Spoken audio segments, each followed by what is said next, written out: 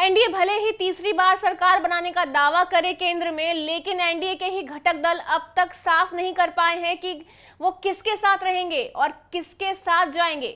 लेकिन इसको लेकर फिलहाल पटना से नीतीश कुमार जब दिल्ली पहुंचे, पत्रकारों ने उनसे पूछा कि आप किसके साथ में होंगे, तो उनका सिर्फ और सिर्फ एक ही जवाब था, सरकार तो बनेगी, किसकी बनेगी, एनडीए की या इंडिया अलायंस की। इसका कोई क्लियर कट जवाब नहीं दिया।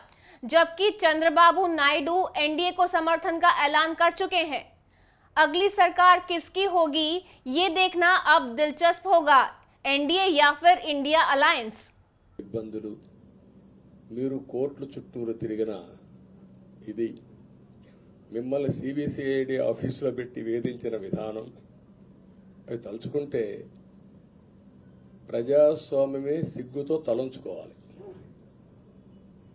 అలాంటి సంఘటనలు జరిగాయి. మేనేజ్మెంట్ని ఒకరినని కాదు, ఎవరినైనా పట్టుకురావచ్చు, ఏదైనా చేయొచ్చు అనే ధీమా వచ్చేసి ఇష్టానుసారంగా ప్రవర్తించే పరిస్థితికి వచ్చారు. అదే సమయంలో ప్రజల మీద, మా పార్టీ మీద సరే, ఈవెన్ జనసేన పవన్ కళ్యాణ్ ఆయనకు కూడా స్వేచ్ఛ లేదు. ఎక్కడైనా సరే విశాఖపట్నానికి వెళితే ఉన్న పళంగా విశాఖపట్నం నుంచి వెకేట్ చేయాలని తిరిగి, అంటే నగర బహిష్కరణ.